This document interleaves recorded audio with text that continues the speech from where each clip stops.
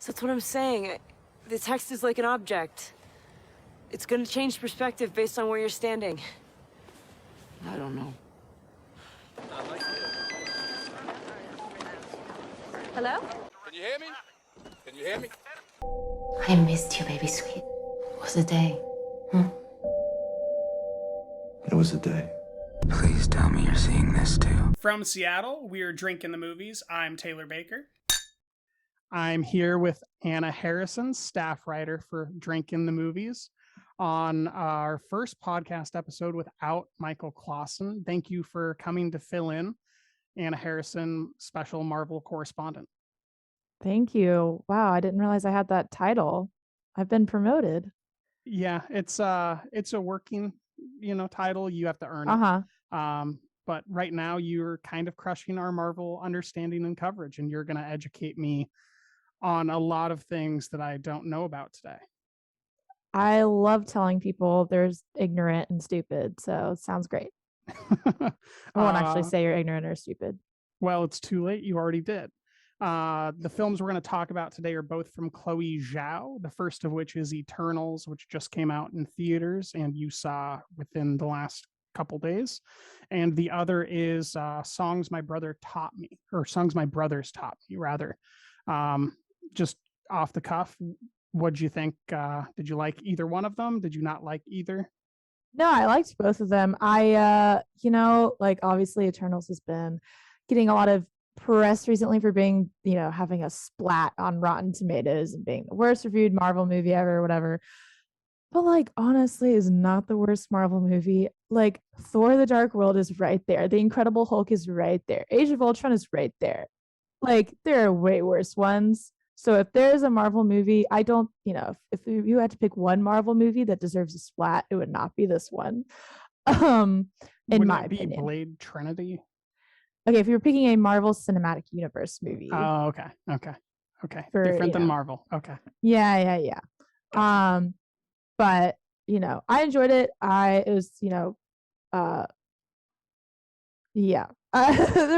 were a lot of thoughts on it, but overall I liked it. I also liked Songs My Brothers Taught Me. Same thing happened with her other movie, The Rider, where I was watching it and I was vibing, whatever. I was like, oh, this is really nice, this is really pretty. And then the ending happened and I was like, oh my God, I'm crying on the couch and I'm really sad. Which is good.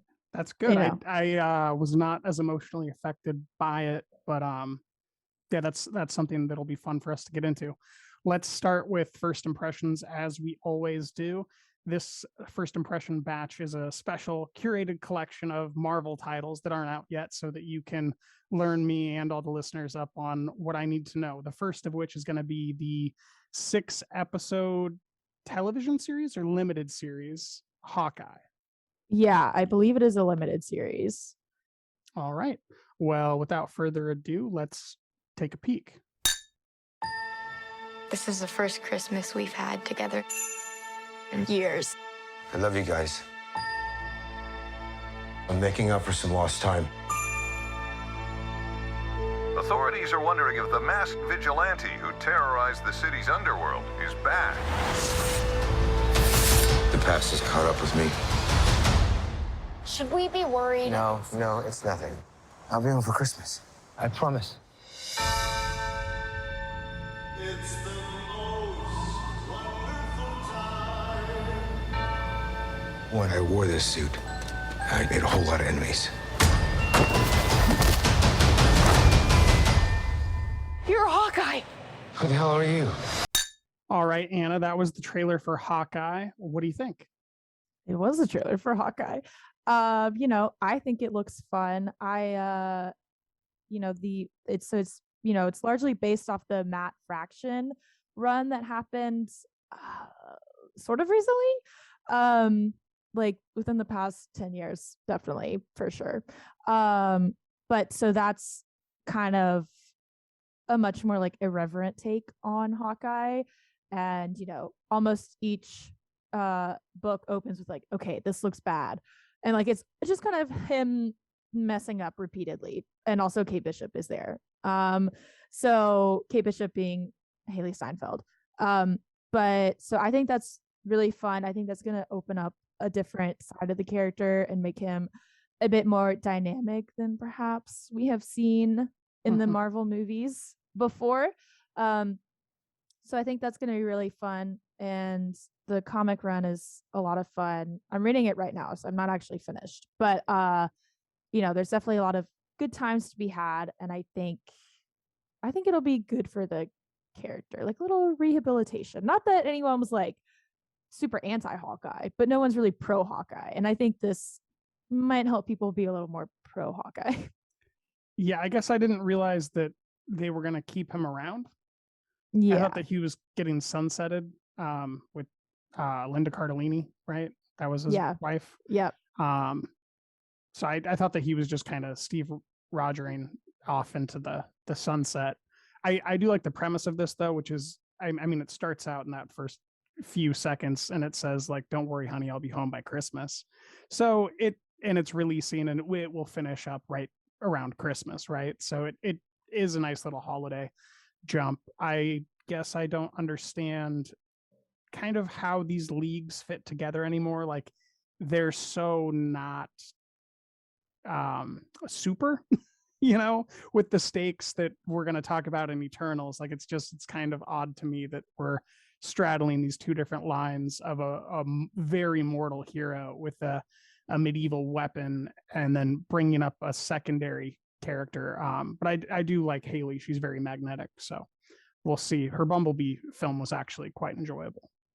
Yeah. Well, I think what makes it exciting is that he is just a dude with a bow and arrow. And then there are also all these like, eternal beings running around at the same time. And he's just like in New York fighting off some Russian bros. Because there's like a group of the tracksuit bros who just go around, they're Russian and they're just like, bro, you whatever, they just say bro a lot. It's like, and then also like, I definitely think they're going to retire him after this, but they're definitely building up the Young Avengers by introducing Kate and then a bunch of the other people who have popped up, like Cassie Lang and then Billy and Tommy Maximoff and even Kid Loki, Kang, except they haven't introduced Iron Lad. Anyway, but so I think so. You think there's going to be a secondary spinoff show that all these shows are setting up? Oh yeah, like they're definitely building towards the Young Avengers. I don't know if it's going to be a show or a movie or how that's going to cross over, but I think this is a way to both retire Hawkeye, but then also keep. So you Hawkeye. think they are going to retire Hawkeye in the show? I think they're going to retire Clint Barton as Hawkeye, and then they're going to have Kate Bishop as Hawkeye continue, and then move into Young Avengers and all of that. So this is like a neat way to do both at the same time. Okay, interesting. It's a lot more than I can keep track of. But all right, on to Spider-Man: Far From Home. No Way Home. No Way Home. There's no way home. Yeah. What just happened? We tampered with the stability of space-time. The multiverse is a concept about which we know frighteningly little. The problem is you trying to live two different lives. The longer you do it, the more dangerous it becomes.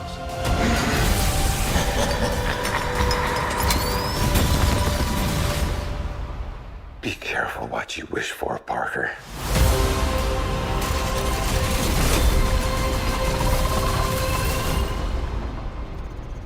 What do you think? I think it's kind of weird because like at this point, I guess spoilers if you don't know, but also at this point, basically everyone knows that Tobey Maguire and Andrew Garfield are going to be in this. And if you didn't, I'm sorry, but like also if you've been under a rock, that's on you. But it's kind of weird for me at least because like I don't really have like a strong emotional attachment to like Tobey Maguire or Andrew Garfield as Spider-Man because like I watched the Andrew Garfield Spider-Mans when they came out, but I was like, okay, these are great, but like also they're fine. They're not great actually. But and like I didn't watch the Tobey Maguire stuff growing up. So like I don't have any sort of nostalgia or anything for it. So honestly, Like, I know everyone's been hyping that aspect up, but that's not like my most excited aspect. The thing I'm most excited for this movie. I mean, obviously, I think that could be cool. I'm also worried this is gonna get a little overstuffed. We'll see. Mostly, I'm excited for it because, again, this is like basically all but confirmed. Mostly, I'm excited to see Charlie Cox as Daredevil because I'm way more attached to him than I am to Tobey Maguire and Andrew Garfield as Spider-Man. But it's definitely an event, and I think it'll be fun no matter what. So Yeah, it looks really standard. It looks just like the other Spider-Man movies so far have. So I'm not really intrigued there. That Mysterio thing at the end of the last one was really cool, special effects wise, and just like great cinematography to bring that feat to life and just kind of flood the screen with stimulating images. It looks pretty flat to me. It looks a lot like Doctor Strange with those special effects of the buildings and everything. I don't really care. Doctor Strange is in this and doing Doctor Strange things. So exactly. It does stand to reason it would look like Doctor Strange. Which is not something that I responded to. I did not like that movie very much at all. So I'm not very intrigued by it. I am curious if like Topher Grace is going to show up as Venom. Like that would just be very silly. I think it's maybe clever on their part to do this thing where Benedict Wong's character went and did all that stuff in Shang-Chi, and now Benedict Cumberbatch's character is chiming in with Spider-Man, so that they're kind of building out these team ups. But I don't know how long they can really keep that going without any substance happening. This really just feels like a long way of introducing Jonathan Majors' character, who's named King the Destroyer. King the Conqueror. Okay. But he's not. He's going to be in Ant-Man Quantumania, which is in May. Okay, so how much money are we betting that he won't be in this one? Like, I would bet a decent amount. Really? Maybe an after credit There's like singer. 3 after credit scenes normally. Yeah, right? and like he's going to be in one of those. But I don't think he's gonna. If he pops up, I don't think he'll be in a main one. Because otherwise, like, listen, that still counts to me. Like it's part of the movie at this point with Marvel. Okay. That's how they do their formalism. So you are stoked for it, and I less so. I'm like I'm not as excited as other people I know about it, but I also think read the Doctor Strange stuff. Like when I was watching Far From Home, the Mysterio thing at the end, I was like, oh man, I wish Doctor Strange had looked this cool. Yes. So I hope because it's John Watts still directing this, so I hope that he can bring a bit of that visual sensibility that he had in Far From Home to Doctor Strange and make him like his stuff visually more interesting than what it was in the original Doctor Strange movie. So we'll see. The building folding didn't give me hope, but we will see. Anyways, on to Eternals. We came here 7,000 years ago to protect humans from the deviants.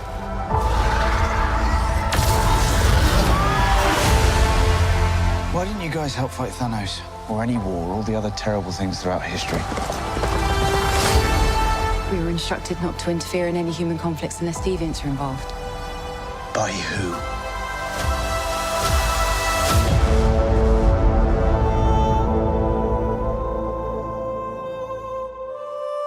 We need to find the others. I haven't seen some of them for centuries. Hi. Hello. This is what the end of the world looks like. At least we have front row seats. You know what's never saved the planet? Your sarcasm.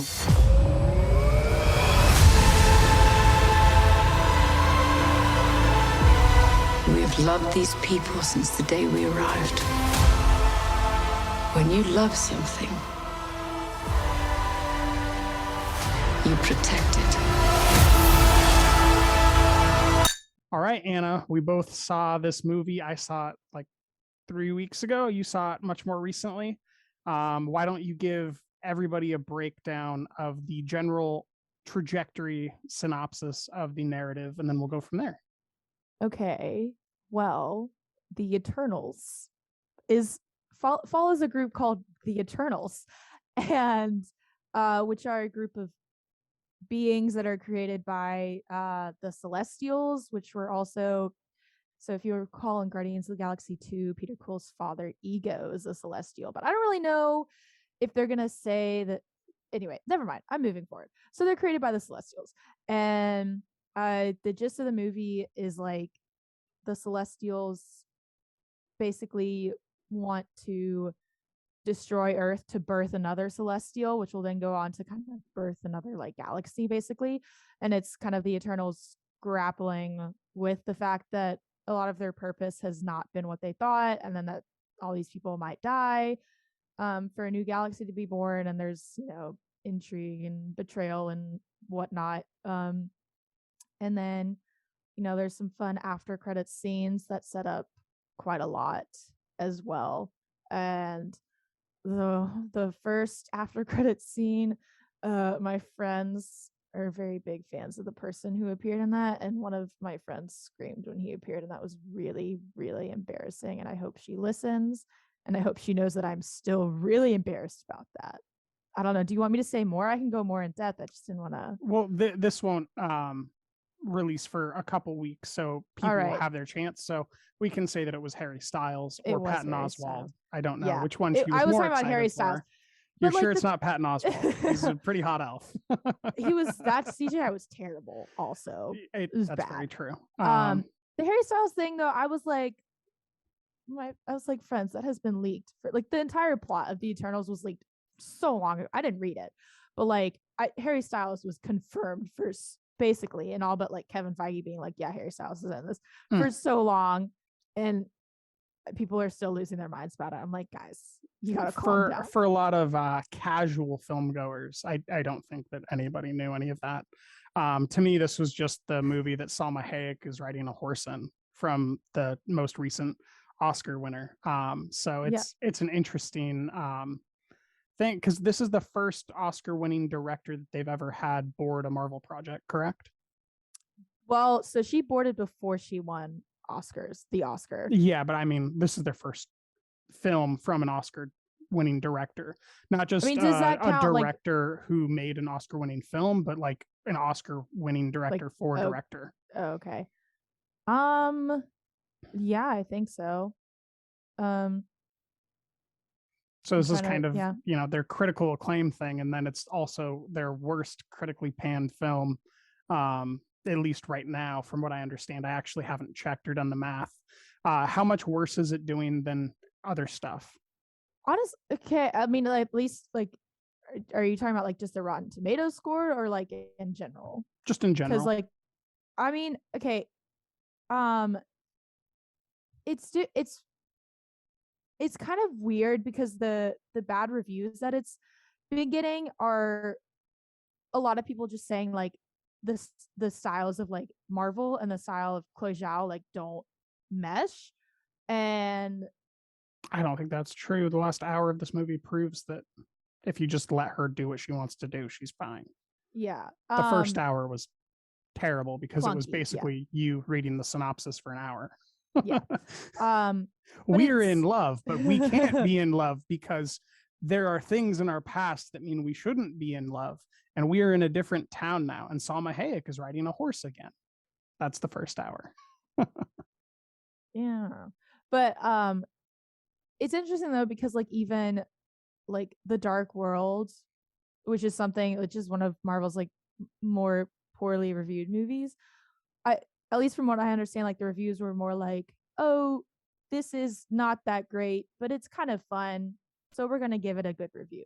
Whereas the reviews for Eternals seem to be much more taking an issue with the MCU at large, which is obviously fine, but I also that's feel like two different, very, very different time comparisons, right? Because when Thor: The Dark World came out, we were like, please don't stop making these. Yes. Yeah. And like, which is a very different vibe. And God, what's that director's name? Didn't he just lobby in the last week or month or something for a director's cut that he could do? Because he said, he said that the film that was released isn't the film that he shot. Yeah, I mean, that it was so I mean, if there is a Zack Snyder director's cut style version that he could create, I think that would be very interesting, because he said it was supposed to be far more brutal, and that he actually originally killed off Loki, I think. Yes, so he did kill off Loki, but then there were test audiences and they were like, he's not dead, right? Like, he's the trickster god. He wouldn't just die like that. He's not dead. Also, he's our favorite. And then he was like, well, shit. And you were the test audience? I was the test audience. I saw that movie 4 times in theaters and I cried every single time that Loki died. I was, that was 10 years ago. I was 13. I was very compassionate distraught. for Tom Hiddleston. I still am, but I was really distraught. So round out the cast of Eternals for me. Oh yes, so we have Richard Madden as Icarus, Gemma Chan as Cersei, Angelina Jolie as Thena, Don Lee, who is so good at punching things, as Gilgamesh, Barry Keoghan, I think it's pronounced Keegan, as Druig, Lauren Ridloff as Makari, Salma Hayek as Ajak, Leah McHugh as Sprite, Kit Harington as Dane Whitman, Bill Skarsgård as Crow the Deviant. I think that just about covers it, right? Oh, Kumail Nanjiani, obviously, as Kingo, and Brian Tyree Henry as Fastos. Yeah, those that covers it. Kind of the large ones. There's also Kumail Nanjiani's valet, whose name I'm forgetting, Harish Patel. I think it's Karan, something like that. Okay. As the character's name, I believe. Yeah. So yeah, and I think it is a Patel. I don't remember the first name though. And this is screenplay by Chloé Zhao with a lot of other voices, as one could expect. The screen story was written by Ryan Firpo and Kaz Firpo. I'm not familiar with them. But it's interesting that the story was by them, and then that the screenplay was worked on by them and multiple others.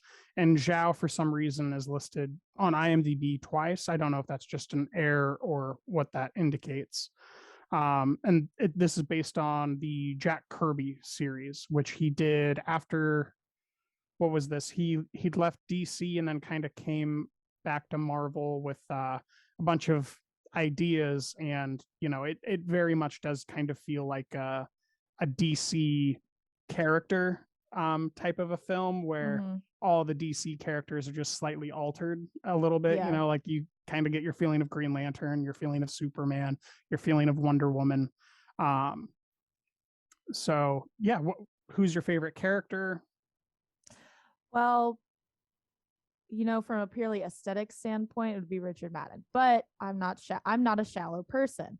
So, I don't know, because here's the thing, at least from my standpoint, right? Like a lot of the Marvel movies by and large do the same thing. And so what keeps it interesting, in my opinion, is like the characters. I think especially once you build them up, we've had some of these characters for like 10 years now, or over 10. And I think that, you do get attached to them and you're like, okay, like there's emotional impact in these characters. Like, in Endgame, when Tony dies, the theater was full of crying people, including myself, obviously, because like people cared about him. I did not super care about a lot of these characters, which was very unfortunate because I very much like to care about these characters. But if I were to pick a favorite, I might say Druig, Barry Keoghan's character, who in the comics, at least, he's very much a shady person in the comics, and they sort of set that up in the movie, but then they like pulled a fast one on us by having Icarus kind of be the bad guy in the end. Well, he's just worse. Yeah, that doesn't not like make like his cult that he had for thousands of years or whatever, any less problematic. Right. No, for sure. But like in the comics, he was like making people kill themselves and whatnot. Whereas in the movie, it was like, oh, this cult, but everyone's just, it's a cult and it's terrible. And he's mind controlling people, which is very, very bad, to be clear. But also, like, he's doing it and making them like cooperate and not fight. Whereas in the comics, he's like, yes, let me rule this country, this made up Slavic country, and I will make these people kill each other. Ha ha ha ha. That would also be very fun. I would watch that spin-off movie. Yeah, Barry no, could for carry sure. that. And I also thought Barry Keoghan was one of the better performers as well. Yeah, the fact that you're just relying on contacts basically with him makes his whole superpower thing a lot smoother, I think. So the first half of the film is setting up the reveal that you mentioned, which is that the Celestials are birthing another Celestial inside of Earth, and that the Eternals are there to breed the humans and keep them from fighting each other so that they can be eaten by the Celestial, right? That's pretty much. So they're like their energies, so like they have enough advancement, so like they have enough energy, cosmic energy, to give birth to a Celestial. Yeah, and they have to keep them from fighting too much and letting too many people die, so that you can hit the saturation energy level, which is really just. But then they also have to make sure that there is war, because that's how a lot of advancements are made. There's a delicate balance. Is that how advancements are made? Well, that's what Fastos said. I feel that is what like the movie what said. actually happened is Brian Tyree Henry just gave them advancements. Yeah, but like in the movie, Fastos also says like war gives the most advancements in like medicine and whatever. I mean, that is true. It's just I didn't get the sense that was true at all within the way that the film is presented. And then we have Angelina Jolie kind of losing her mind throughout the film as she recalls what they've done to everybody else. And Icarus, who is aware of what they've done and is trying to wrestle with that. What did you think of that first hour in 15 minutes where it's really just an opera, where they just keep saying their names and their backstories repeatedly, going back and forth as they introduce those what are they, deviants? Yeah, it was weird because it was very clunky, and like I think the best moments of that were when people weren't talking, because a lot of the times when they were talking, they were like, yes, my name is Icarus and I shoot lasers out of my eyes or whatever. Whereas I think, like, because also Chloé Zhao is so good at framing shots and like using the use of locations and like natural lighting, which was really, really refreshing, I thought, in a Marvel film. Because like they green screen so much all the time. And I thought this was definitely one of the most visually engaging Marvel films. So kind of my favorite moments in the first bit were just kind of when the camera was talking, versus the very clunky, expositional, heavy-handed dialogue. Like the whole Icarus Cersei thing, which was set up it was kind of throughout the movie, but like when they were setting it up in the first bit, I was like I really like Richard Madden and Gemma Chan individually. I thought they did not have any chemistry. And I think that was really hampered by just like the dialogue. Like when I saw them interacting and they weren't talking and they weren't saying words, I was like, okay. And then they would speak and I would be like, no one talks like this. Even like, 1,000-year-old beings. This is so awkward. Yeah, the 1,000-year-old being thing that really got terrible with their language and how they would try to date and alter things. And then you'd see Kit Harington and Gemma share like a frame and you'd be like, well, this is a lot more magnetic than whatever the hell that's supposed to be. One of the most annoying things I found is that they chose to have Sprite in the film. And it's like, as soon as this character is introduced, that they're going to be written out of the film by the end. They have to be, you either have to kill them or you have to make them mortal, because you cast a child actor in a giant Marvel cinematic universe, and that child's not going to stay the right age for this role. in perpetuity. So you could kind of see the mechanics of their logic in front of the actual like purpose of the story, and the purpose of the story doesn't seem fitting. It's this premise of that we're like the chosen race essentially of these Eternals, right? That's the premise, because we're the only ones that we know of to have been saved by Eternals, because we as a planet get the credit for killing Thanos and snapping half of reality back. And that is the premise on which they choose not to follow the Celestial telling them what to do. So there's just like a lot of logistics that I don't buy into. And then, I mean, you mentioned the exterior stuff, which is good the further into the film you get, but in the early portion when it's dark out and they're doing that street fight sequence against the first deviant, it just didn't look very good. It didn't really look like Zhao even shot it. It reminded me a lot more of like the end of Black Widow, where you can tell it's a totally different AD, like in charge of everything.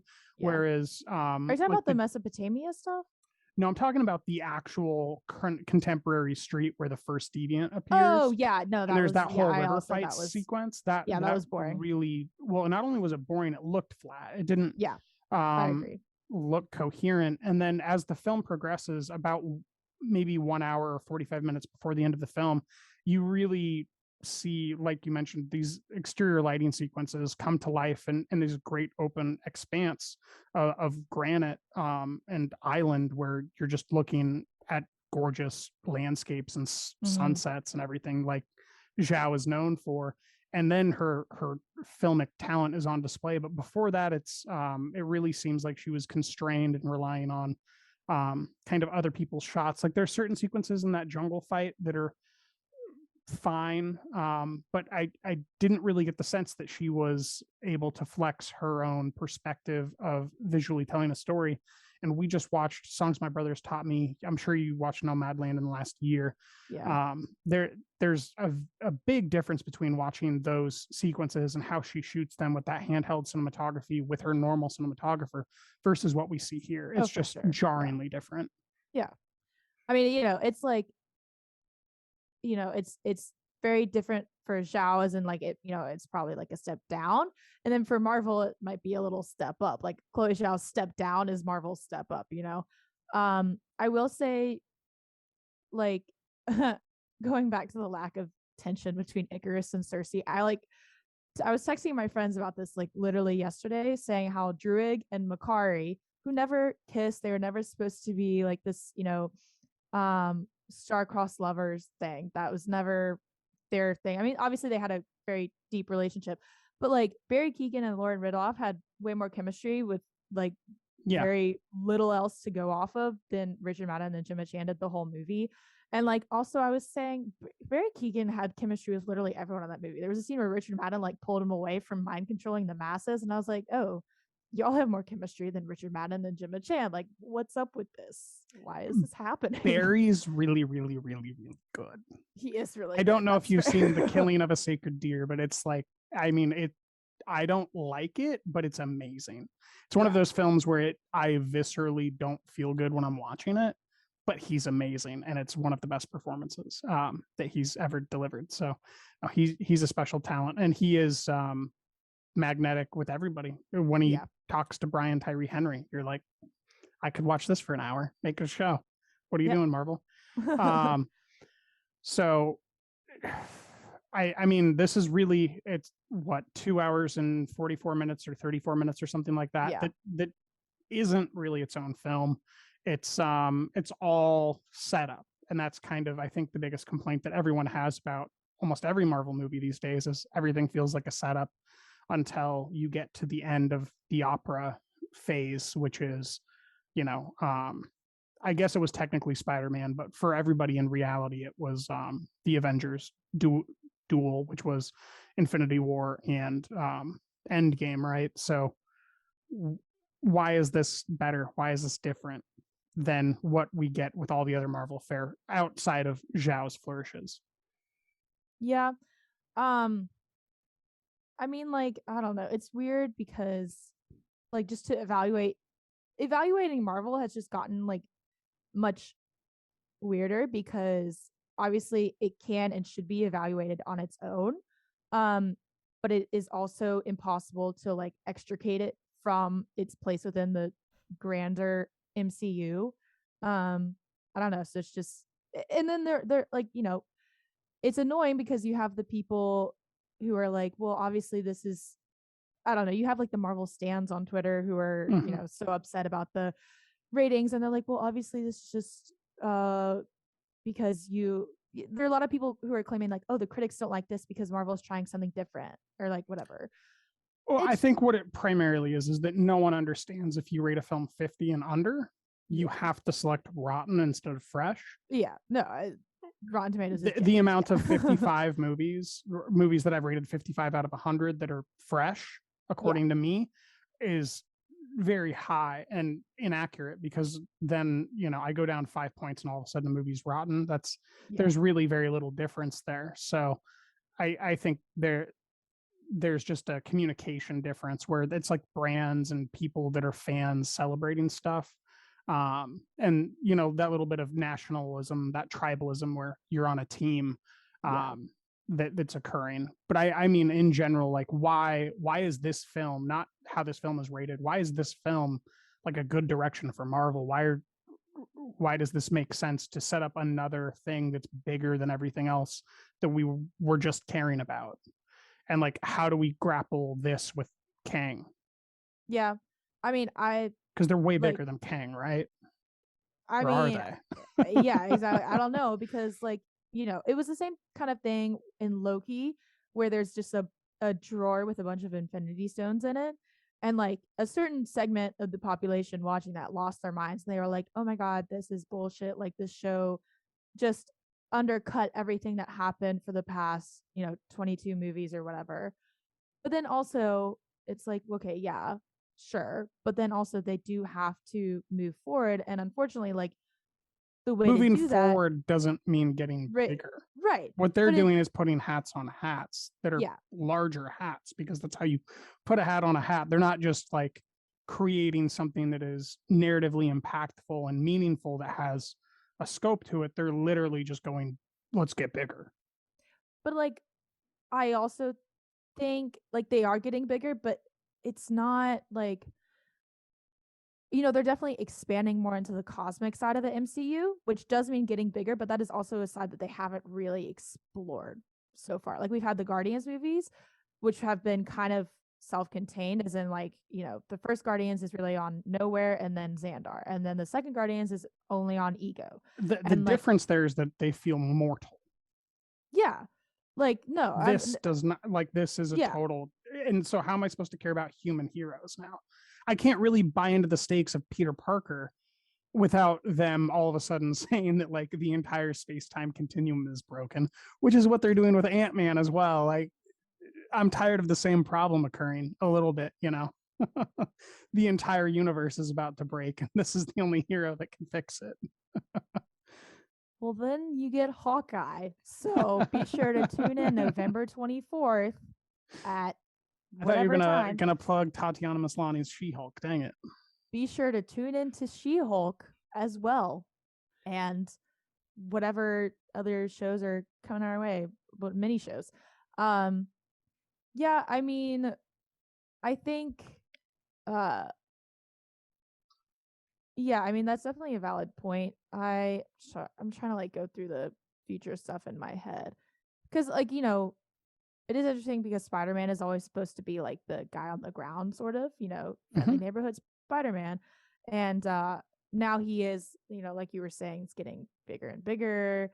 And like they had, they're bringing in the multiverse now with him. I mean, they've brought it in before, but, in the movies. Yeah.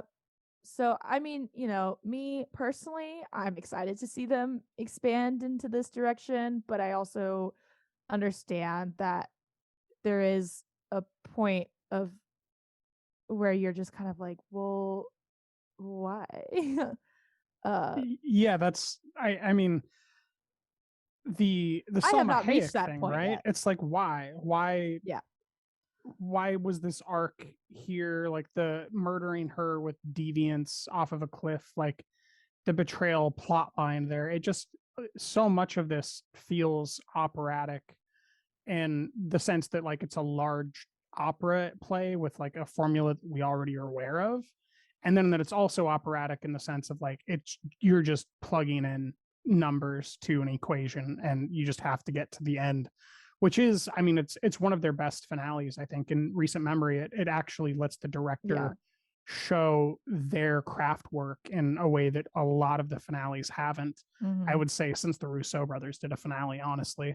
Because I'm not convinced like you that Watts was the one that directed that sequence in Spider-Man. I'd be interested to know if he did or not, but I don't get the sense that that was in his wheelhouse to begin I mean, with. I'm not convinced, like, to be clear. I'm just, he's the director of the movie, so I'm saying, Well, I mean, but they're pretty notorious for using that second AD, I believe, to shoot all those action sequences in most films. They do that a lot. Yeah. And I don't know how Zhao got away with doing it her way. But yeah, I mean, there's a lot of logic problems. I think the most glaring piece of stupidity for me is Kingo, who's Kumail Nanjiani, saying, "I don't agree with you, but I'm not going to fight you," and then he just leaves, and he's just not in the movie anymore. I don't understand the reason why he was introduced or is in the film to begin with that arc. I mean, yeah, I was reading about that. It was interesting because like he does feel pointless because of that, but also, at least to me, I was like, oh, that's actually like an interesting character choice from him. It would be if it from was Kingo. smaller and developed. Yeah. And Or there if the were, film was smaller. I think that was the issue with a lot of the things. Was like, okay, there were a bunch of interesting threads there, and then none of them got pulled on enough. I think because it spread itself a little too thin. But like even with Sprite, you were saying, well, obviously this is gonna, they're either gonna kill her off or she's gonna become mortal or whatever. That is a very interesting point about like her being stuck as a kid forever and like wanting to experience all the things that she's seen and whatnot. But again, like it wasn't given enough weight. So it was like, okay, yeah, sure, great. Or like Icarus, being like, wow, all the things that I stood for, I have actually, they aren't, I have not been standing for the things that I thought I was standing for, but I'm going to continue to side with the Celestials because that's what I know, and that's the people who created me, and like, that's my god figure basically. Like that's super interesting, but again, like it wasn't completely fleshed out, or like Ajak having been like so committed the entire way, and knowing the whole time, and then kind of backing out at the last moment. Like again, very interesting, wasn't expanded on a lot. So it was just, yeah, it definitely, I think it just needed to be culled down a little.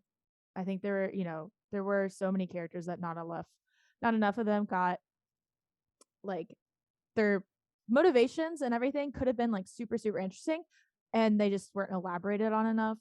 And as it stands now, they're just like mildly interesting. And then if you extrapolate from what they showed on screen, then you're like, well, that's so cool, but what you actually are given is not really enough.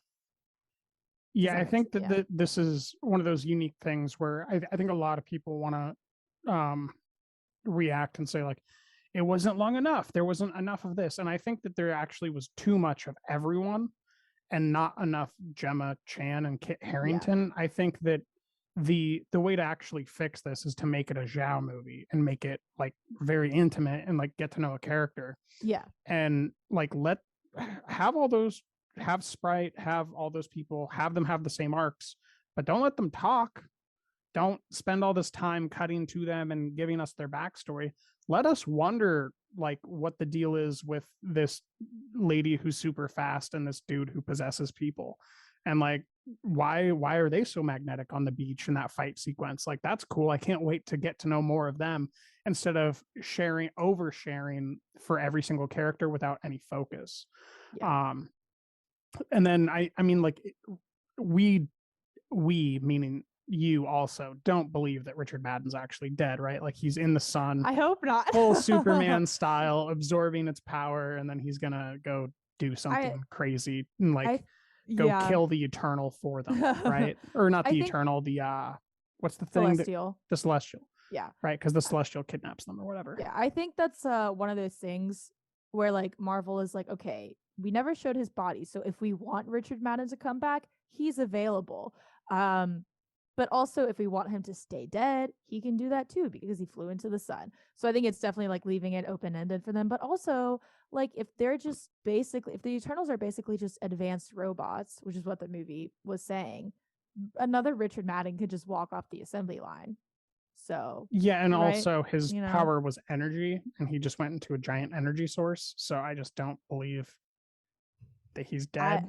I feel like he's just gonna have really high-powered retinas. That would be great. Because I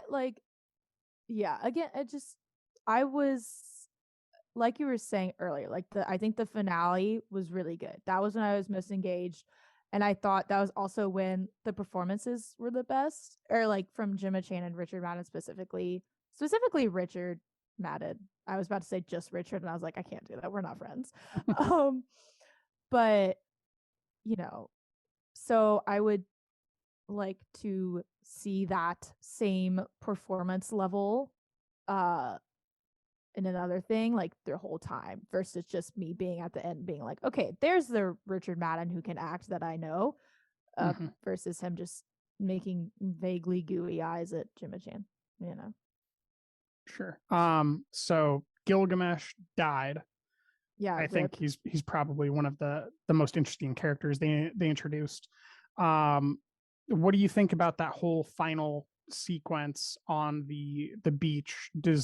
Do the logistics hold up for you? Did you like the special effects? Did the actual strategy of taking down the Celestial seem legitimate?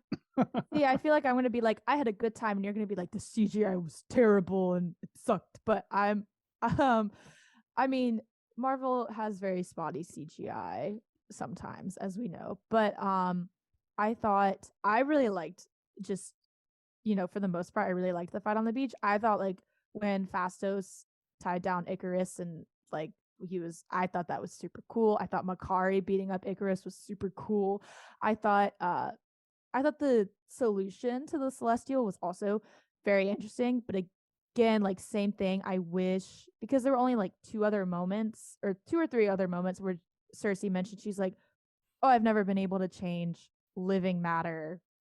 I've never been able to alter living matter. And then she says that, and then she does it she alters the living matter, as in she turns a deviant into a tree. And then she like says it, she's like, oh, I can't do that. But then she does it to the Celestial.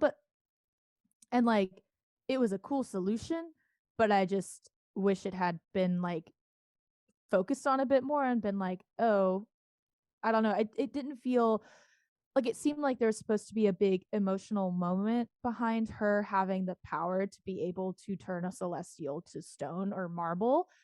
And there wasn't that emotional moment for me. I was like, oh, okay, she's touching it. I was like, that's a really cool solution, and I'm glad we are not getting the typical Marvel like beat down stuff. I mean, we kind of did, but like it was a much smaller scale, I feel like, than normal.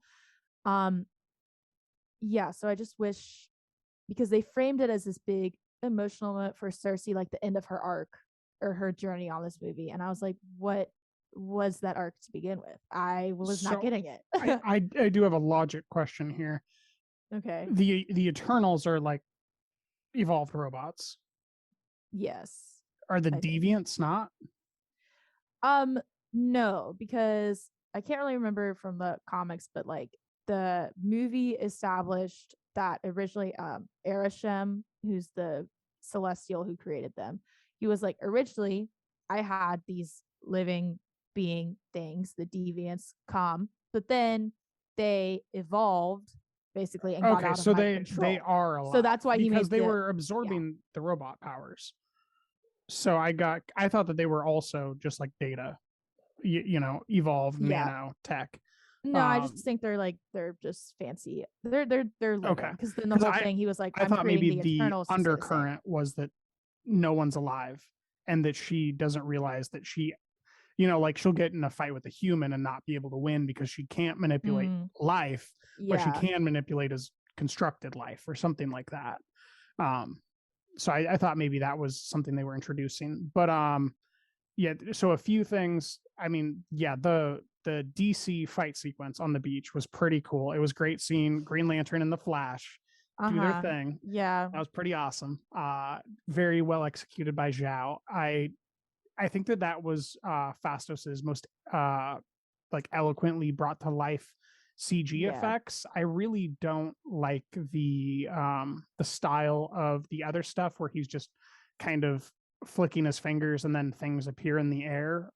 It didn't look tangible in a way. Like it that looked just felt artificially fake. That just felt like something out of Iron Man with like Tony, like specifically Iron Man 2 when he's like quote unquote discovering a new element or whatever, and he's just like flicking things around. That just felt like that. Like I didn't get the sense it was his powers necessarily. I just got a sense that it was just him being smart and having good technology. And then finally at the end, I was like, okay, this actually feels like is like a super powered person about inventions or whatever. Yeah, that's the premise of him, and he's the one character who I think who is an incredible performer who wasn't really set up properly. But then we get to that fight sequence and he gets to put it all on display with the emotionality of trying to hold Richard Madden down. That was very cool. I also like the double cross sequence that occurs and everything. I don't know. So there's a distance thing where I don't understand why she had to walk towards the Celestial, because like there's no way that she was going to get to that volcano, and then like she reaches some arbitrary point and begins casting or whatever. Like it didn't quite make sense to me. I don't understand that portion of it. The cave fight with Thena, very cool. I mean I liked the ending a lot. That's probably my favorite ending in a Marvel movie since Infinity War. Or maybe that last Spider-Man, because that last Spider-Man sequence was really cool. That was very good. Yeah. But one of the best. So what else do I need to know about this movie? What did it set up? What do I not understand that I should understand for the future? I mean, Harry Styles obviously is in this. I don't really know where they're gonna go with him. Well, he's playing Star Fox. Okay, and he's gonna be Chris Pratt's sidekick, right? I do not know. I don't know. I have no idea where they're going with him. I mean, he's also Thanos' half brother. And they said that in the movie, I believe. So they're not like retconning that or anything. He might just be his full brother anyway. But again, that's all I really know. But then the second after credits scene, that was very exciting. Because Kit Harington is playing Dane Whitman, who is also known as Black Knight, who's a superhero, and he has a sword called Ebony, which is the sword in the end credit scene. And then also it's mentioned earlier in the movie, Thana is fighting with the sword, and Sprite's like, oh, is that Ebony? And Thana's like, no, it's Excalibur actually. But Dane Whitman has Ebony, and he mentioned earlier in the movie he was FaceTiming Cersei, and he's like, and Cersei was like, oh, you have that uncle that you are estranged from, like, go apologize to him because you might die soon. So his uncle is like Black Knight also, I think, but also evil, maybe. I'm not totally sure. I don't know Black Knight super well. But then the voice has, I just had a little prepubescent boy voice crack going on. Sorry. The voice at the end has been confirmed to be Mahershala Ali as Blade, which is that's cool. Yeah. So Dane Whitman and Blade, as far as I can recall, don't have like a super big connection in the comics, but they are members of the Midnight Suns team. which also consists of Ghost Rider, who I don't know if there's been a lot of discussion about, like, because he was in Agents of S.H.I.E.L.D., but also is Agents of S.H.I.E.L.D. canon, probably not, but also whatever. And then Moon Knight, who's going to be Oscar Isaac in the Moon Knight TV show. And then depending on if Sony, whatever the hell is happening with Sony, Morbius, possibly, but I don't want Jared Leto in the MCU, so he can stay away and be creepy elsewhere. Yeah, but anyway, that's super exciting. Also, if you want a little Game of Thrones trivia, so Dane Whitman, the character, inspired House Dane from Game of Thrones. They weren't really in the TV show, which is really unfortunate, but whatever. Arthur Dane, great dude. But so Dane Whitman in Marvel, he has like an ancestral sword that's super cool called Blade, and House Dane, they have their sword Dawn, which is like it's pretty important in the books at least. And so then, so Dane Whitman inspired House Dane in Game of Thrones, and obviously Kit Harington played Jon in Game of Thrones. So it's just like a little full circle thing. And then, of course, fun fact. Robb Stark was also in this, and they saw each other. Ha ha ha! Look, it's them reuniting. But anyway, yeah. So the second after credit scene, I was pretty excited. Also, because like I think Kit Harington is like super charming when he doesn't have to brood and be boring like the show version of Jon Snow was. He was very silly. Yeah. Yeah, I was having a great time with Kit. And like you were saying, like he and Gemma Chan had great chemistry, and I was like, this is fun. I'm having a good time. I'm very excited to see where that goes. Also, Mahershala Ali is great, obviously. So yeah, that's going to be interesting to see how they do that. So this character he's playing, Black Knight, is this built around or based on the 2001 film starring Martin Lawrence called Black Knight? That was a joke. Could not tell you. That's when Martin Lawrence, I believe, wearing a Jets jersey, accidentally travels back in time. I think with a lighter. I don't think that's it. But my knowledge on Black Knight is not the strongest. So you think they're setting up quite a few things that are larger that are going to be in play. With Hawkeye, you mentioned the Young Avengers. With this, you think it's going to be some other squad thing. So they're kind of just forming the premise for these spinoffs if there's enough attention on the stars to warrant it.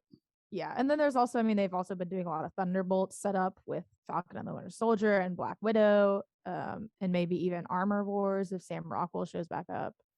And meanwhile, I want is Planet Hulk. Well, you already got Planet Hulk in Ragnarok, so not the full story. Yeah, but I think that's the closest. I haven't read, Marvel in a long time, but that was probably one of my favorite stories that they did, or runs rather. All right. Well, I think that's generally everything on Eternals. Is there any final notes you want to give me or anybody else? No,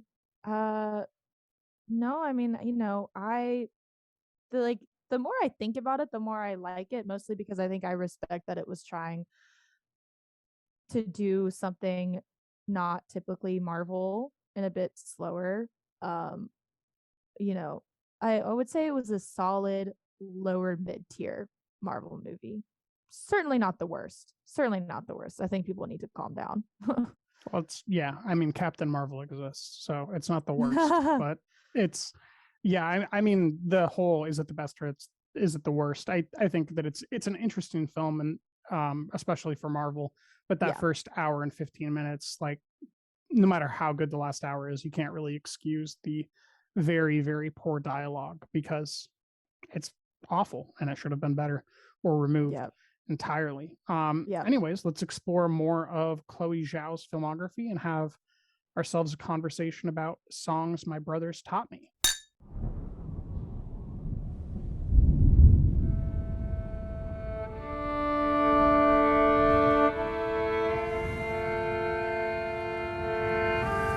I want to see what's out there.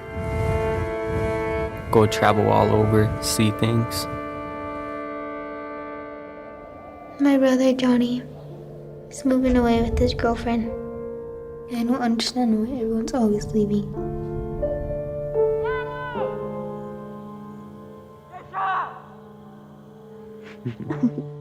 Did you hear about Dad? Yeah. If there was one thing that you could have said to him before he died, what would it had been? Probably would have made him stay here instead of heading out.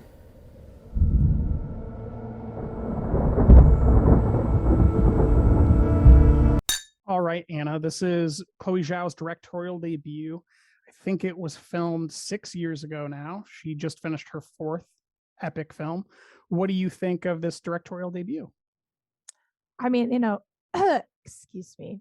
I thought it was really good. I think it was very, you can definitely tell. I mean, like, she has had the same sort of like mainstays throughout her entire filmography, I think, in terms of like how she shoots a lot of things, and also the locations, and like the love of not the love, but just like the fascination with kind of this Americana vibe, like depressing Americana. Yeah, she's very interested in the heart of this nation. Yes. And the heart of its indigenous people. Yeah. And I think it's really interesting, like the performances that she gets out of the people that she casts, because so they are real people essentially, just playing like fictionalized versions of themselves. Yeah, I think there's one actress in here who was the older woman giving him alcohol. Also, the mom was Pocahontas. Oh, was she? Okay. Irene Bedard. Oh gosh, I hope I got that right. Yeah, Irene Bedard. But not to talk about Eternals again, just really fast though. But like, it's very interesting because the performances that she has out of like Songs My Brothers Taught Me, right? They're very understated. They're very like natural, right? Naturalistic, because it's just people talking who haven't been trained, who don't, really know like the quote unquote craft of acting. And I think that's interesting. Compare like the Eternals, which is in the Marvel films, like you have to, they aren't really built for natural acting. So I think, I don't know if maybe that, because I did feel like some of the performances were maybe not as good as the performers usually are.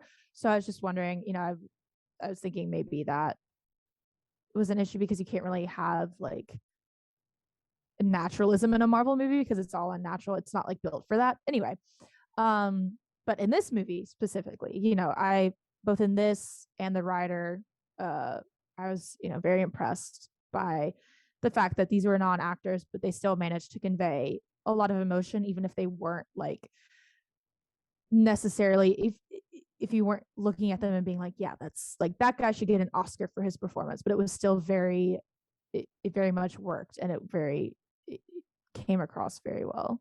Yeah, I mean, it makes me think about the fire sequences in Nomadland, where all these non-actors are sharing ostensibly true stories, and you're just hit emotionally by them. She has a real knack for that. And here in Songs My Brothers Taught Me, near the end of the film, she goes to visit her eldest son who's in prison, and his brother had just had his truck on fire and got the shit kicked out of him. Yeah. And she's talking to him, and he sets the phone down, and like you could just feel this transfixing like emotionality that this character had of disdain towards his mother, that he was trying to like be a good person when he picks the phone back up, but like he really doesn't like her. And I mean, just for someone who's never performed before or has performed very little, it's quite stirring. Yeah. And it was, I mean, of course it looked very nice. The whole movie was very lovely to look at and had some very stark landscapes. But then, it's always interesting, like the contrast between those big landscapes where the people just look like so small, like they're just nothing. And then also how like intimately she shoots other scenes between them. That's always something that I think has been like maybe in like Nomadland, the writer, and Songs My Brothers Taught Me, maybe not Eternals, that has always been like an interesting contrast you know, like how small they are against the landscape, but then how important they are when, you know, you're having like those one-on-one conversations, or like when they're, you know, gathered around the fire drinking beer and remembering their dad, stuff like that. Yeah. The cinematographer that she uses in all these smaller films, his name is Joshua James Richards. Yeah. And aren't they dating also? I think so, but I don't know they're the partners. details on that. So you know, that's their business. But well, I like to gossip. So what I do find interesting is that he served as the camera operator or primary camera operator on Eternals. So even though he wasn't cinematographer for her, he was present and, you know, holding the camera, which I think shows up in some of those sequences. But here, I mean, not just here, but in all of these smaller films for her, it's really that handheld cinematography where you don't feel like you're watching an actor walk around, except for Nomadland, which I have my own problems with. Yeah. But you feel like you're watching kind of a fictionalized documentary that is just as real as a normal documentary is. And that flowing motion where it just kind of bounces down and up, and you kind of trail along the top of long grass, and then it goes lower and higher. It really gives you a sense of a place, and like you're there with these people.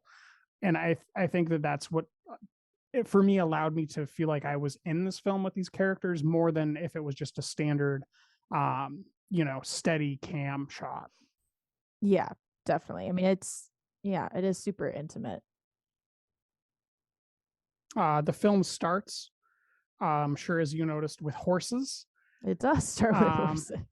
It spends some time on and off amongst horses. Was everything pretty logically correct, or did it seem like it was Zhao had not figured out what is true about ranching life? No, I mean, rodeo life. I don't really know much about rodeo life because I do hunter jumpers, so I like have my little suit and my tall boots and my helmet and my hairnet, whatnot. But you know, no, I think it seemed pretty good. The only like both this and the writer, I was, you know, I was like, oh wow, they're just, you know, it's real life people and real life horses. The only thing is like, you know, they're usually not that vocal. So like every single film you watch with horses, they'll like add them whinnying when they are not. And like you're like, I don't think they would like be talking right now. But you know, it's for dramatic effect. But, okay, so sound mixing a little unrealistic, but the depiction of life around horses, not so. Yeah, I would say so. You know, it's always I always enjoy seeing horse depictions of life around horses that isn't, you know, totally glamorized. That's always super nice. You know, because people think it's easy and it's not. But before we continue, do you want to kind of outline the synopsis or the summary of the narrative of the film? Sure. Let's see. So it follows Johnny Winters mostly and his sister just Sean, and their dad was named Carl, and he had like a bunch of kids throughout the reservation where they live. I believe they're Lakota. Yeah, so they have a bunch of brothers. So songs my brothers taught me, and it's kind of, you know, there's not a huge, like a big main narrative thrust per se. It's just kind of, not to say there isn't a plot, but it is a bit, it's not like, you know, super tight and focused, which is good in this case. But like Johnny, you know, there's no alcohol allowed on the reservation, so Johnny is kind of like a bootlegger, and he's thinking about moving to LA with his girlfriend after he graduates high school. And he has an older brother in prison, and there's a lot of you know, there's a lot of discussion around alcoholism that's prevalent in the reservation. And a lot of it, you know, it mostly deals with Johnny and his sister's relationship, and then him deciding whether to or not to move to LA, I would say. Was that a good job? Yeah, you forgot that he wants to be a boxer, but that's all right. He also wants to be a boxer. That's I think a great summation. Yeah, it's unclear kind of how these different stories amongst these people are tied together with Johnny. We do follow Johnny for most of the film, and you don't really get a sense of like if the guy that beat him up is related to him or not, or like exactly kind of where the lines in the sand are, which is actually more interesting than if they would have ironed it out. I think it's better to leave that more unsaid. I agree. And then there's certain moments where I think we see the mother at night watching a controlled line burn on some land, and it's just this stark image of this like lightning strike of fire burning, and she's just standing kind of in the foreground, and it's just this great depth of field shot that really early on in her filmography kind of advertises like she knows what she's doing, and she's not going to put a beautiful image where it doesn't belong. And I think that comes kind of right where you're wondering, you know, what is this film about? And then you just see this image of this controlled burn on this land, and you're just like, they're just trying to maintain at some level normalcy and life here. And, you know, everybody wants to do this rodeo thing and they're all getting hurt. He wants to do the one thing that'll, you know, hurt just as bad, but, you know, with padding, there's just an undercurrent of kind of like, I want to get out, but I can't to this. Yeah. Well, there's that scene where they have the high school teacher asking everyone, he's like, you know, you're graduating soon. What do you want to do? And it's so many people are like bull riding, and he's like, okay, why do you want to do that? And the guy's like, well, I don't know. That's what my dad did. That's what I've been doing my whole life. It's really the only thing I know how to do. Yeah. I'm good at it. And it's really the only thing I know how to do. And there's like the one person who's like Johnny's girlfriend who's like, I want to be a lawyer. And yeah, but it is very much like a, you know, grappling with their home and like, are they trapped there? What's good about it? Because like, you know, there's like a bunch of alcoholism going on happening. It's an infection. Yeah. But you know, there's also it's not like, you know, I think what Zhao's like very good at is she's, you know, displaying this life that does not seem very happy at all. But it's also like, I don't think she paints it as anything as like irredeemable or like this is, you have to like escape. There's nothing good here.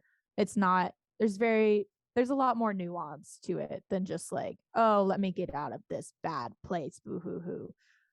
Yeah, it's a compassionate depiction. And I mean, really the way that it ends is you get the sense that leaving's actually not the best thing for his happiness. Yeah. And it's also stolen from him because of his truck being lit on fire and there being no room in the car for him. And I mean, yeah, their whole relationship, right? Like, he asks in the first third of the film, did you tell your parents we're going together yet? And like at the end of the film, he's the one that tells them at dinner, that was, you know, like so uncomfortable. Oh my God. And not just does he tell him, he's like, I'm moving to LA with her. You didn't even know that we were dating, but now we're moving in. That was so terrible to watch. And meanwhile, Jashawn is kind of at the corners of the narrative. She's observing her brother's action. She at one point has seen them behind a bush making out and talking about going to LA, and then he goes home and she hides under the cover from him. And it's just this non-verbal great symbology of like these emotions that are bigger than this little girl can handle, especially with all the grief and everything that's been going on. And you also get these cutaways to her when her brother is boxing and the way that she's grimacing. And Zhao really brings to life how deeply people care about other people, but don't show it. And I think it repeats in the writer as well. And it repeats with, David, what's his name? His character for Francis McDormand. Oh, Straight Aaron? Yeah. He's, you know, very concerned with her, besides being enamored with her in Nomadland. And that's really how you get to the interiority of the other character that they're caring about is through these other glimpses. So she's got a real knack for that. And I mean, obviously there wasn't the room or whatever for it to happen in Eternals, but I think that that's something interesting to keep an eye on, is just how she continues to explore empathy transference to the audience by showing us the people in her story and that are loved by other side characters in the story. Yeah. I think that was also pretty apparent with what was his name? Was his name Travis? And am I making that up? The guy that Jashawn befriends, who like has his little doodads that he sells. He's a tattoo artist. And yeah, and he struggles a lot with alcoholism, and he talks about how he's like overcome it. And then she walks down into the basement one day because he's forgotten to drive her home, and she sees him drinking with his buddies, and it's really heartbreaking to watch this through like the eyes of this child. But you know, it was also very intensely empathetic at the same time. Yeah, I think that guy's name was Travis. You're talking about the tattoo artist that made that thing in jail for his son. Yeah. So there's a breadth to it. And then she's also bringing to life this impoverished community, you know, and I'm sure that you're aware of all the conversations that were had last year about like, how did you even find these locations to shoot Nomadland? Now we've seen the film that shows us how, because in those interviews she said that when she was location scouting for her very first film, she knew that there were other things she wanted to do in these rocks and in the rivers where Francis gets naked and walks down and just lays there. And those birds come out and everything. So it's kind of interesting at a larger perspective to just see how Zhao kind of found something that she really wanted to explore the different sides of, which is this land in this South Dakota area, and just bring it to life in a way that I don't think anybody ever had, and I never would have experienced if she didn't put it to film in this way. Yeah. So what else? Oh, I don't know. It kind of I don't know. Watching it after Eternals made me be like, maybe just I was more frustrated because I was like, this could have been like so much better if they had just kind of chilled out and let her do her thing. But you know, what can you do? I don't know. Like I said, I thought the ending, like the same thing with the writer, where it was just kind of meandering along, and then the ending happens, and like she's so subtly built up like care and empathy for these people that by the time the ending happens, it kind of creeps up on you, how at least it crept up on me, how much it actually affected me, which I think is very impressive, because you know there's no like signaling or really like, oh, you really need to care about this character, or like this is the main character and you should care about him because of X, Y, and Z. It's like it's just like following around these people, and just by doing that, then by the end you're suddenly like, oh my god, I really, you know, I'm invested in this, like I'm very emotionally affected by this, which I think is a really great thing. Obviously the writer, I will say a lot of that was because like the ending shot of him riding a horse, I was like, oh my god, the bond between humans and horses, blah blah blah, is eternal. Yeah. You know, even though mine try to bite me like every day, but it's okay. But same thing here, even with no horses. Yeah, so I just think that's one of my favorite things that I've enjoyed about most of her films, is just kind of how they creep up on you. Yeah, I mean, everything besides Eternals, like it really, like the ending doesn't feel like an ending. It just feels like where the film stops, number one. Yeah. Number two, it's like real life. Like it ends with real choices that people don't talk about. Like the fact that he doesn't go to LA. Yeah. Right. That's not the way that you would normally play this type of a film. Like if it was a comedy maybe, or, you know, more of a drama, but this is, it feels a lot more like docufiction, and like you would, it's the type of film that seems like you would follow to explore more of the countryside and more of these characters, and instead you don't, and you restrict access. And I mean, the symbolism of that being him walking on the road and looking at her, and then continuing on the road, and then her walking to the road after he's already passed the bend in it, is just like, that's cinematic gold. Like, that visually tells you everything you need to know. That's Steven Spielberg. Like, you don't need to say a word. You can just show me 1 minute and I know what happened with the visual lens. So she's, it's very interesting. And I hope that she doesn't make these big budget films again and gets back to this and explores some other states. It'd be interesting to see her go explore like northern, or I guess the middle and north of Canada, or the south, or these other areas that are less observed. Between her and Sean Baker, there's this great resurgence of these little filmmakers that need 1 or 2 actors to make a compelling story with a bunch of non-actors. Yeah. See, that's so funny though, because I like, obviously I want her to continue making films like this, but I also I'm like, bring her back to Marvel and just let her do her thing. Obviously they aren't gonna They're too big to let somebody do their thing. I know. Bring her to Netflix and let her start her own cinematic universe of Zhao. They'll always do like like with Taika Waititi and stuff, they'll let someone do enough of their thing so it can be like, oh yeah, this feels like Chloé Zhao, this feels like Taika Waititi, but then they also are like, but we have to do enough of our Marvel thing too. But the untapped potential of Eternals is just so, there's so much, and it's so frustrating. And this movie, the songs my brothers taught me, just reminded me of that. And I was like, damn. But like, this was her first movie, and it was so impressive, and she had such a good handle on like what she wanted to do. Anyway, complete expression, command of formalism.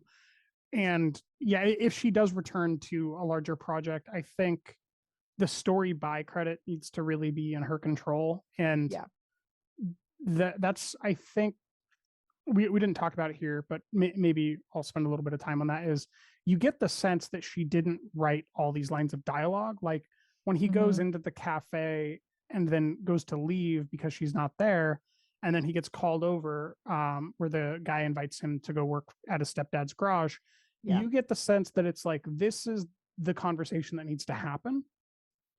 Say it how you would say it. And that's very much not what Eternals was. Eternals was inflect here, you need a dialogue coach there. And if she's going to do something larger, I want her to have the room of like, okay, let's improv for 20 minutes. This idea of like, you need to try to cajole him into working at your stepdad's garage because you're concerned about his lifestyle. Give it a couple takes. That type of a thing is really where she soars as, I think, a storyteller, because she knows in her casting process that she's getting the people that will tell the story the way that she thinks it can be told. And the casting process of Eternals was very much like, here's some hot people, hunky stars. Literally everyone on that movie was beautiful. But whatever, it's just so frustrating. I'm like, just ease up on the noose like a little bit, Marvel. Just a little bit, please. They've started to. I just wish they would like let go. They've just loosened their grip. They just need to let go. Just let it go, bro. So that's in general songs my brothers taught me. Is there a favorite scene that you had from that film? Ooh, is there a favorite scene? Oh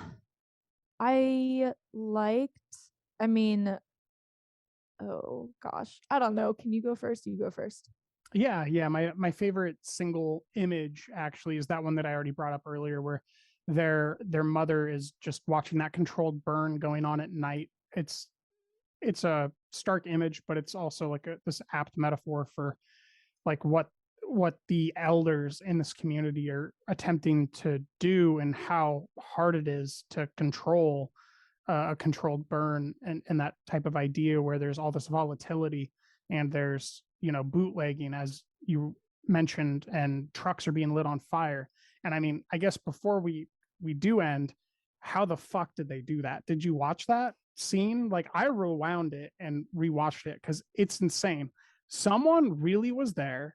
Someone really threw a match. It really exploded like instantaneously. And like a fiery piece of material did float through the air while he was running back, covering his ears. It's insane. She couldn't do that anymore.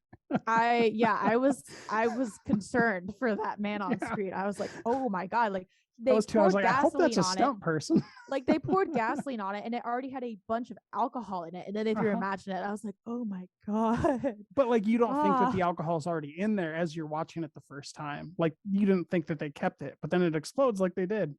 It's like, holy shit. But it explodes all at once. Like, oh man, that's brutal. I think that might have been my favorite scene just because it was insane. It was insane. And then also like it was just, I thought the image of like the car burning against the Black Knight while Johnny's like laying bloodied on the ground and like watching what he hoped to be his future, burn to a crisp. I thought that was really good. Yeah, the and then fact also, that is his life. Yeah, and it's just gone. And then also, when Deshaun comes down and sees Travis and his buddies with some alcohol and just like, just all the different ways that she didn't really have much innocence to begin with. And I don't mean that as in like, she's like 11, but like, I just mean that she's had to grow up fast. And like, just like all the different ways that you see her like get lose disappointed even more of that over and over and lose trust. Yeah, thought that was really good. Powerful. Absolutely. So Anna Harrison, thank you for joining me on this special episode. Where can people find you on the social networks of the internet? People can find me at Anna F. Harrison on Twitter and Instagram. If I don't know you on Instagram though, I will remove you as a follower. I'm just warning you, most likely. Twitter I won't. And then also if you go to AnnaFHarrison.com, that's a website which has some stuff about me, but also links to my Twitter. And then also on Letterboxd, I am Anna F. Harrison. So you can see I got a little motif there going. You got tons of stuff. Where can people find your written and video work? Oh, well, that would be drinkinthemovies.com/tag/Anna-Harrison. You've got that memorized. I was going to assume that it's all backlinked on AnnaHarrison.com, but it also is backlinked on AnnaFHarrison.com. There we go. Thank you. And then, you've got interviews with great people like Natalie Metzger available. And you've got your weekly roundup of the MCU, which is coming to an end soon. What's the final review that people will know that the MCU retrospective has ended? Will be Far From Home, the end of phase 3. Sorry. Whoa, wow. Big mistake 3 on my part. And then Sorry, we wait the for end of phase 4 3. for you to get back. And then early next year, you'll start writing about the Marvel Limited series and television shows, right? Yes, I will. There's going to be lots of stuff. I mean, my Infinity War retrospective was 11 pages on Google Docs. So there's, if anyone there's wants a lot of Marvel material. Yeah, if anyone wants to spend their time reading that, it'd be great. All right. Well, thank you for joining me, special Marvel correspondent, and I'll have you back next month for a conversation about Spider-Man. Hell yeah. Run! Go!